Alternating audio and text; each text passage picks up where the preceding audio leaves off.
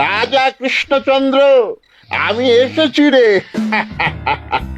চোখ খুলে দেখো বাবা, কে কে কে? আমি স্বামী খটখটানন্দ। আমি জানতে পেরেছি তোর মনে সুখ নেই, তাই তো সেই সুদূর হিমালয় থেকে ছুটে এলাম। ও, আপনি কি করে জানলেন সাধু বাবা? ওরে পাগল ছেলের কথা শোনো। সন্তানের মনের কথা যদি জানতেই না পারি, তাহলে কিসের তপস্যা আর কিসের ধ্যান? কি জেনেছেন সাধু বাবা? 3 দিন ধরে মনে কোনো সুখ খুঁজে পাচ্ছি না, নানান রকম চিন্তায় জর্জরিত হয়ে রয়েছে। তার মধ্যে আজ 3 দিন হলো রানী বাপের বাড়ি গিয়ে রয়েছে। সুখ কি তোর একার? এই মায়ার সংসারে সুখ খুঁজে পাবি কি করি? তোর যে তপস্যার সময় হয়েছে বাবা। শোন, এই পাথরটা ধর। আমি যোগ বলে এই মন্ত্রপুত পাথর পেয়েছি। কাল পূর্ব দিকের নদীর পাড়ে এই মন্ত্রপুত পাথর স্থাপন করবি। আমি চাই তুই নিজে এই পাথরের আরাধনা করিস। তাই ওইখানে এক কুটির বানিয়ে তুই একা থাকবি। একা? আর রানী? সংসারে দুঃখ ছাড়ার কিছুই নেই। তোর আসলে সুখ লুকিয়ে আছে ওই মন্ত্রপুত পাথরে। এই পাথর তোর মনে সুখ ফিরিয়ে আনবে আর এই গোটা রাজ্যে শান্তি বজায় রাখবে। ঠিক আছে বাবা।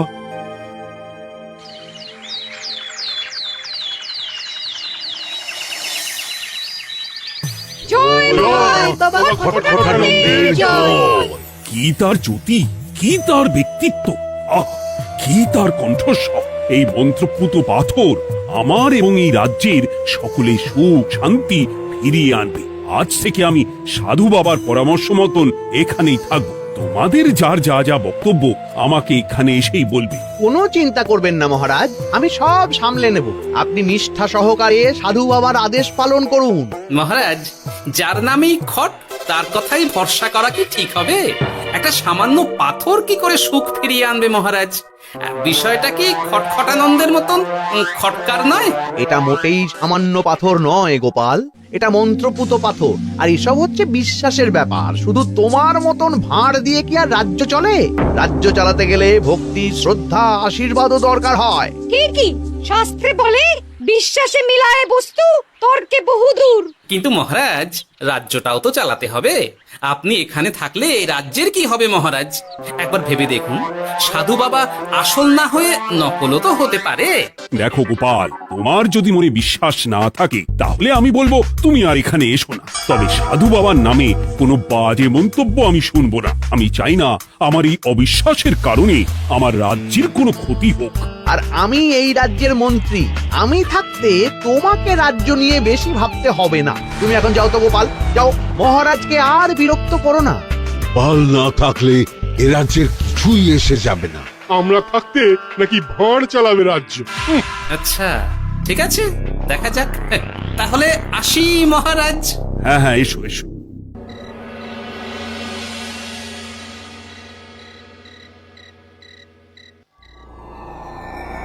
মহারাজ, রানী, তুমি ফিরে এসেছো? এ আমি কি শুনছি মহারাজ?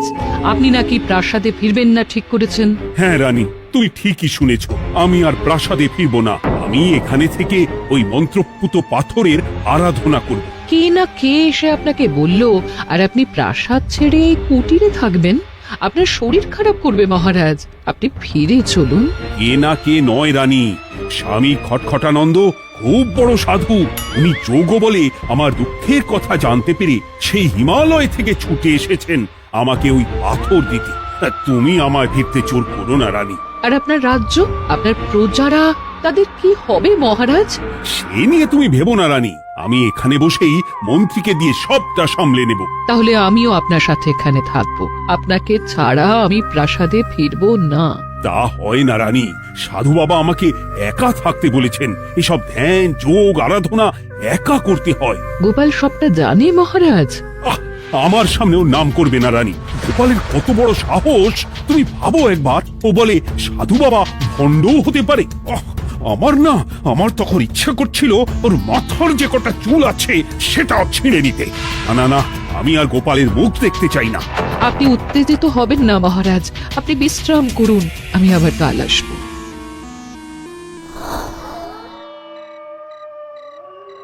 রাতের হাটেও সবজির যা দাম বেড়েছে, এরপর শুধু এক বেলা খেয়ে থাকতে হবে।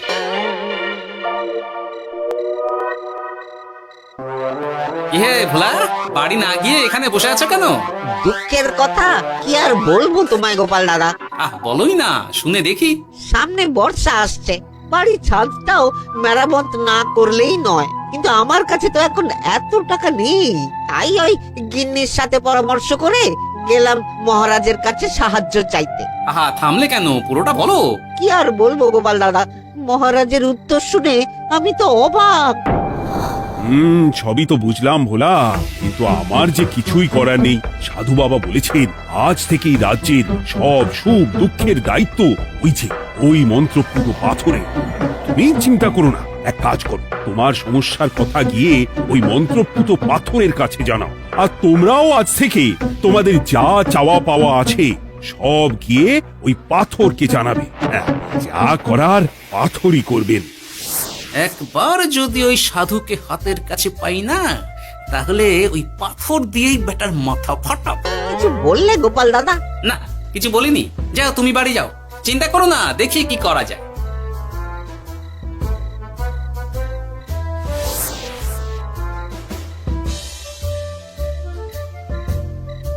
কি ব্যাপার, এত রাতে বটা ঘটা মন্ত্রীর বাড়িতে কি করছিল? কি বটা ঘটা, আজকে মন্ত্রী মশাইয়ের বাড়ি খাওয়া দাওয়া ছিল? খাওয়া ছাড়া কি অন্য কিছু আসে না তোমার মাথায়? চ চ চ, আমাদের অনেক কাজ আছে, চ। আরে এত তাড়া কিসের?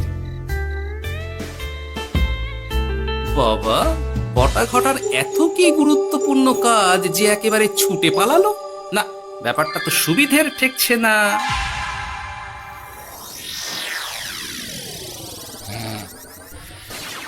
রাজা কৃষ্ণচন্দ্র, ওঠ বাবা, আমি এসেছি। সাধু বাবা, আপনি এসেছেন? কেমন আছিস বাবা? ভালো আছি বাবা, তবে মনে এখনো পুরোপুরি সুখ খুঁজে পাইনি। সুখ কি তোর একার? কি করে সুখ পাবি বাবা? এখনো তো তুই তোর সব আসক্তি থেকে মুক্ত হতে পারিসনি। আর কি কি করতে হবে আমায় বলে দিন বাবা। একটা কাজ বলবো, করতে পারবি? বলুন বাবা, আপনি যা বলবেন আমি তাই করব।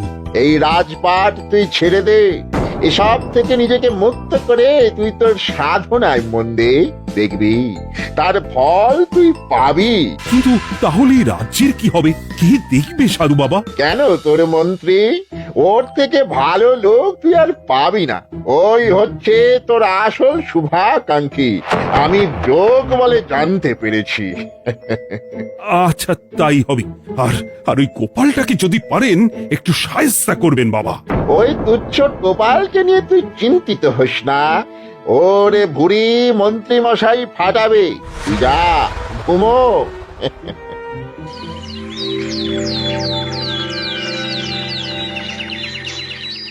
শোনো শোনো শোনো, আজ থেকে মহারাজ কৃষ্ণচন্দ্রের আদেশে এই রাজ্যের ভার এই রাজ্যের মন্ত্রীর। আর মহারাজ নিজে তার কুটিরে নিরিবিলিতে থাকতে চাইছেন। উনি চান না কেউ ওনাকে বিরক্ত করুক। তাই আজ থেকে যার যা সমস্যা সবাই মন্ত্রী মশাইকে জানাবে। মন্ত্রী মশাই যাকে যা বলবেন তাকে তাই শুনতে হবে। শোনো শোনো শোনো। না, মহারাজকে থামাতেই হবে, না হলে বড় বিপদ হয়ে যাবে। যাই।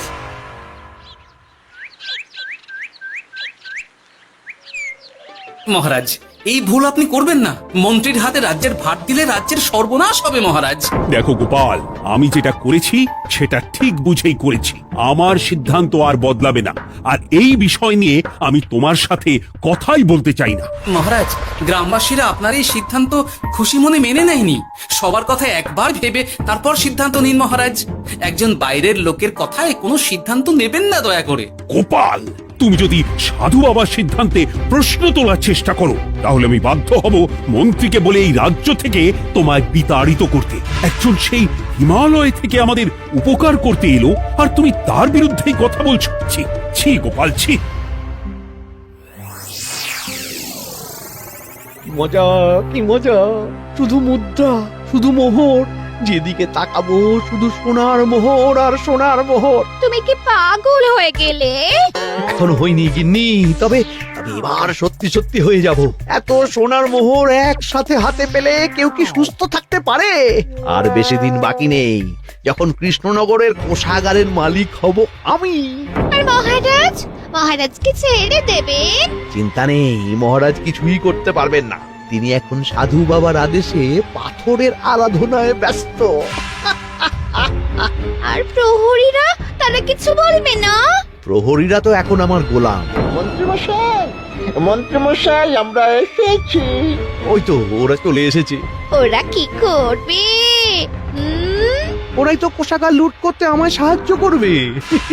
রাজ কোষাগার হবে শুধু আমার, আমার, আমার।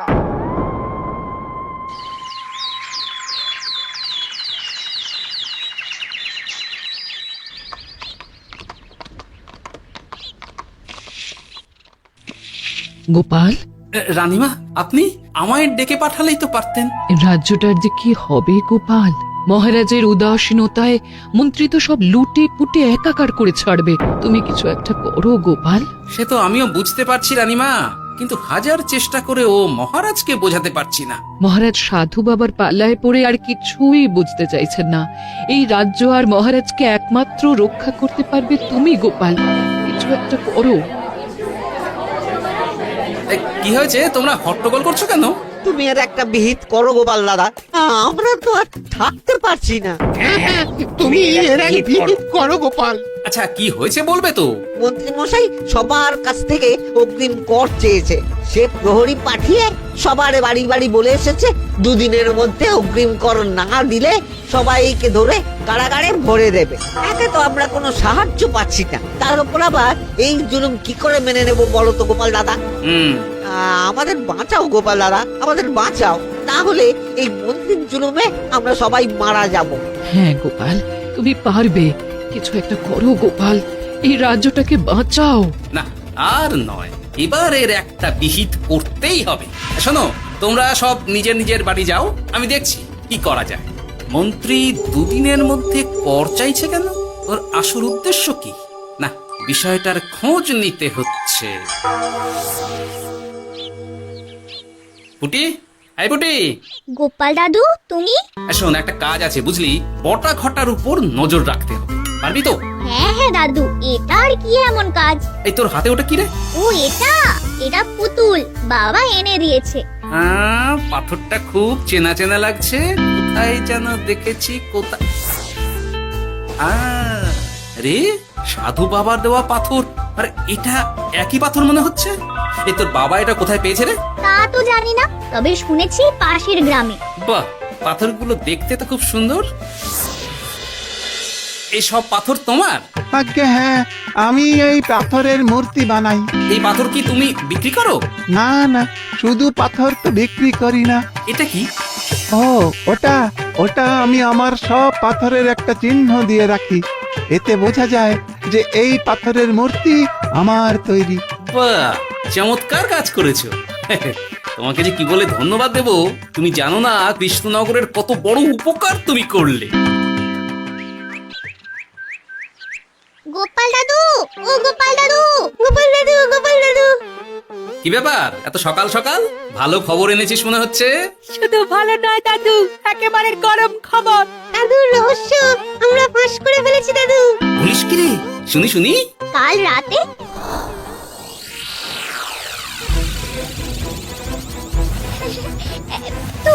এত সোনা, এত মোহর আমি একসাথে কোনোদিন দেখিনি। ও, এইসব আমাদের? হ্যাঁ গিন্নি, হ্যাঁ, এই সব আমাদের, সব। ওরে বাবা, আমার তো বিশ্বাসই হচ্ছে না, ভাবলেই গায়ে কাঁটা দিচ্ছে। রে বটা, আজ সাধু সেজে মহারাজের কাছে গেছিলি? হ্যাঁ, মহারাজ তো আজ প্রায় পা ছুঁয়ে প্রণাম করতে যাচ্ছিলেন, ওই কোনো মতে ঠেকিয়েছি। বলেছি প্রণাম নেওয়া আমার গুরুর বারণ আছে। আর আমি তো আজ এমন ধোঁয়া দিয়েছি যে মহারাজ একেবারে কেসে কেসে অস্থির। আর মাত্র 2 দিন, এই 2 দিন খেলাটা চালিয়ে যেতে পারলেই কেল্লা ফতে।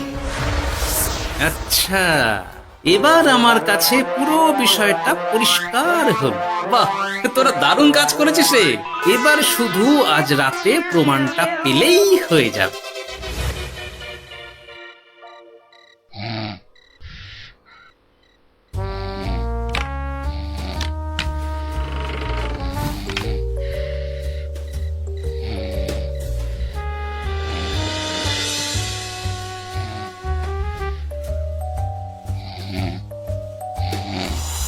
এই তো একে একে 2 মিলে যাচ্ছে। বাবা বাবা বাবা, এবার খেলা জমবে।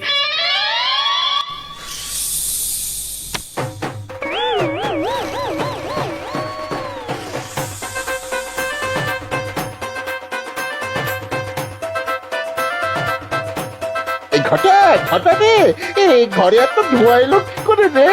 সত্যিই তো, এত ধোঁয়া এলো কি করে? ঘরে কি আগুন লাগলো নাকি রে? এই বটা, ওটা কি রে? হ্যাঁ, এ তো ভূত। আমরা তো কিছু করিনি। আমরা কিছু করিনি, বিশ্বাস করো ভূত দাদা, আমরা কিছুই করিনি। তোরা আমাদের পূর্বপুরুষের প্রস্তর খণ্ড নিয়ে এসেছিস, তোদের এত বড় সাহস! আজ আমরা তোদের ঘর মটকাবো। আমরা কোনো খণ্ডমণ্ড নিইনি ভূত দাদা। এই কথা, তুই কি ওনাদের কোনো খণ্ড এনেছিস? না না না না না, আমি তো অমন কিছু আনিনি। আমার মনে হয় ওই আপনাদের কোথাও একটা ভুল হচ্ছে। মহারাজকে ওই পাথর তোরা কোথা থেকে এনে দিয়েছিস? ওটাই আমাদের প্রস্তর খণ্ড, আমাদের 5 পুরুষের সম্পত্তি। ওটা তো আমরা পাশের গ্রামে এক মূর্তি কারিগরের থেকে চুরি করে এনেছি। আপনারা যান না, যান, ওই কারিগরের কাছে ওরকম অনেক পাথর আছে। আমাদের ওটাই চাই। ও বাবা, উনি আবার কে? আমাদের দাদু, 3য় পুরুষ। ও দাদু, এই চুরি ভূত দাদু, ওটা আনতে গেলে না মন্ত্রী মশাই আমাদের খুব মারবে। খা, ওদের মুন্ডু চিবিয়ে খা। না না, ওরকম করবেন না দাদু ভূত, তাতে আমাদের খুব লাগবে। তাহলে বল, মন্ত্রীর আসল উদ্দেশ্য কি? 2 দিন পর ও কি করবে? 2 দিন পরে মন্ত্রী মশাই কোষাগার লুট করে রাজ্য থেকে পালাবেন। এবার আমাদের ছেড়ে দিন দাদু ভূত। তোদের ছাড়তে পারি একটাই শর্তে। বলুন বলুন।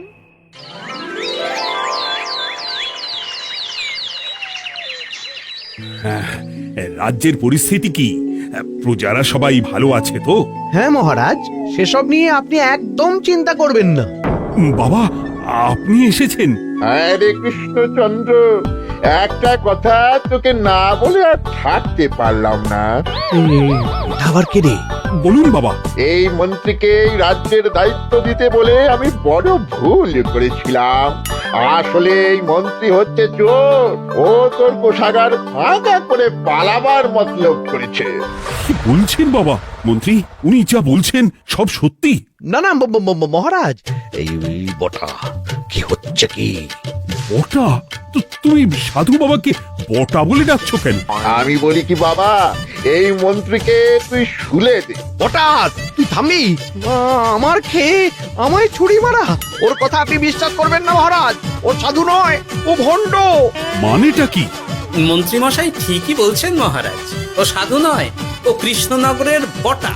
এসব আপনার আদরের মন্ত্রীর কাজ মহারাজ।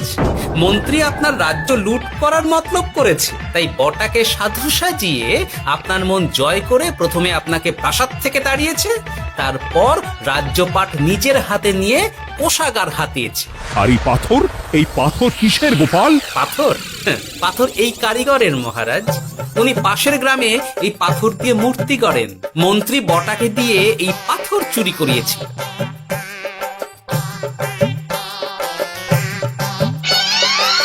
ওই পাথর আমার মহারাজ। আমি তোমায় ছাড়বো না মন্ত্রী, তোমায় আমি শুলে দেব। প্রহরী, প্রহরী! কেউ আসবে না মহারাজ। প্রহরীরা এখন আমার কথা ছাড়া আর কারুর কথা শুনবে না। আমি এখন আপনাদের সামনে দিয়ে আপনার কোষাগার নিয়ে চলে যাব, আর আপনারা শুধু দাঁড়িয়ে দাঁড়িয়ে দেখবেন। রে ন্যাপলা পুঁটি গুলটে, মন্ত্রীকে বেঁধে ফেল। এত সোজা নয় গোপাল, দেখবে? প্রহরী, প্রহরী! চেঁচান চেঁচান, আরো জোরে চেঁচান, কিন্তু ফল হবে না। আপনার প্রহরীরা সব গ্রামবাসীর হাতে বন্দী। আমায় ছেড়ে দিন মহারাজ, আমার ভুল হয়ে গেছে। এমন ভুল আমি আর করবো না মহারাজ, আমায় ছেড়ে দিন। ছেড়ে দেব, তোমার ব্যবস্থা আমি করছি। কিন্তু গোপাল, আমার মনের সুখের কি হবে? আমি কি আর সুখী হতে পারবো না? কেন পারবেন না মহারাজ? রাজার আসল সুখ তো তার প্রজার সুখে। একদম ঠিক কথা বলেছে গোপাল। প্রজার সুখেই রাজার সুখ। ঠিক গোপাল, ঠিক। তুমি না থাকলে যে আমার কি হতো? জয় গোপালের জয়! জয় গোপালের জয়।